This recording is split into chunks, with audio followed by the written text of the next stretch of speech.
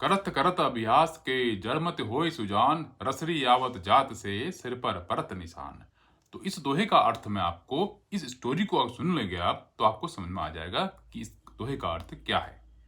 तो स्टोरी वाले ताऊ जी में आपका स्वागत है। तो आज हम सुनेंगे एक बहुत ही पुरानी कहानी, प्राचीन कहानी वर्धराज की। तो वर्धराज क्या था, पुराने प्राचीन काल में स्कूल और जो इस टाइप के आजकल चलते हैं ना, प्राइवेट स्कूल हैं, हमारे कॉन्वेंट स्कूल्स हैं, English medium, Hindi medium, government school. तो ये पहले ऐसा कुछ नहीं था। पहले स्कूल नहीं थे, पहले आश्रम हुआ करते थे। तो लोग क्या करते थे, अपने बच्चों का यज्ञोपवीत करके उनको आश्रम भेज देते थे। तो फिर वो पूरी शिक्षा ग्रहण करने के बाद ही आश्रम से घर लौटता था बच्चा। तो वहाँ क्या करता था बच्चा, गुरुजी के साथ रहता था, अपनी पढ़ाई करता था और भिक्षा मांग के अपना जीवन यापन करता था। और गुरुजी थे हमारे शिक्षक थे, जो उनका जो है उनकी सेवा भी करता था।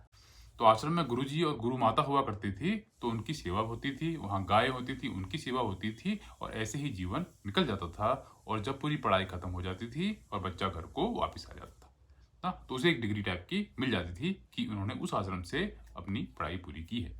तो उस समय ऐसा प्रचलन था शिक्षा का।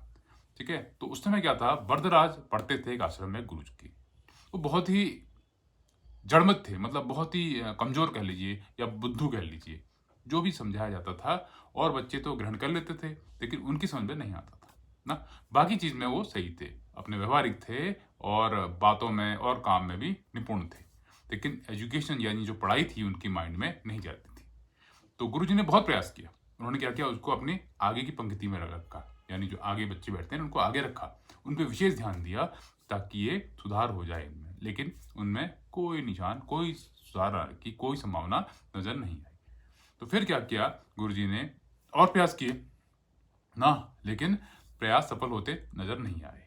तो गुरुजी को फिर आया क्रोध। तो उन्होंने क्या किया, उन्हें अपने आश्रम से बाहर कर दिया।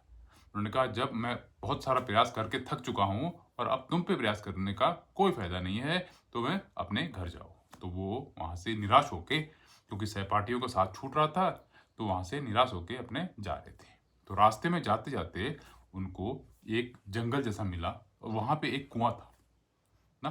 कुआं ऐसा होता था कि खूब बड़ा सा गड्ढा होता था, उसमें नीचे पानी होता था और दो ऐसे डंडे से में जो है रस्सी बंधी होती थी, उससे हम खींचते थे और पानी बाहर आता था। तो उप कुआं था वहां। तो पानी की तलाश में थे ही वो। तो उन्होंने देखा कुआं, तो वहां गए उसके आसपास ना। और वहां से उन्होंने कहा पानी पीने के लिए, उन्होंने रस्सी खींची और पानी निकालने लगे। तो पानी पीते पीते उन्होंने देखा कि जो मैंने रस्सी खींची, वो रस्सी जो है पत्थर से टकराते हुए खींची।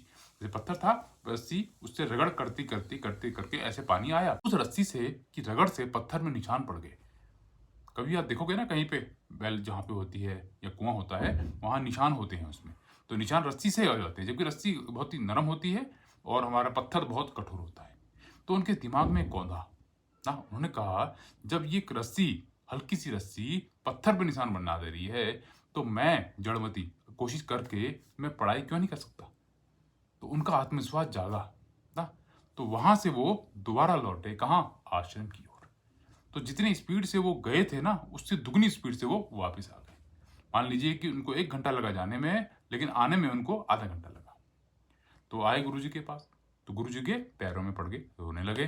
गुरुजी ने पूछा आने का कारण, तो उन्होंने बताया कि मैं कैसे कुएं में गया और मैंने क्या क्या देखा और क्या मेरे माइंड में है कि मैं अब पढ़ूंगा, अब मुझे उससे शिक्षा मिली है।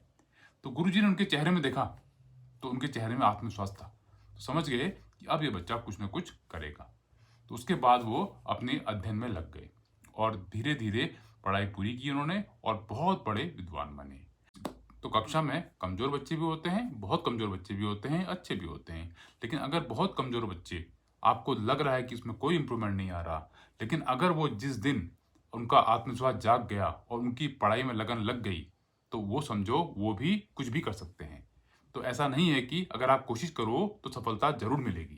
तो इसलिए कहा गया है कि करत करत अभ्यास के जड़मति होय सुजान, रसरियावत जात पे सिर पर परत निशान। कि आप किसी चीज को करते हो पूरे दिल से, पूरी शिद्दत से, तो ऐसा हो ही नहीं सकता कामयाबी आपको ना मिले। तो कहानी अगर आपको अच्छी लगती है तो लाइक कीजिएगा, शेयर कीजिएगा और सब्सक्राइब कीजिएगा। नई कहानी सुनने के लिए कल फिर 8 बजे हम फिर मिलेंगे। तब तक के लिए goodbye, have a nice day.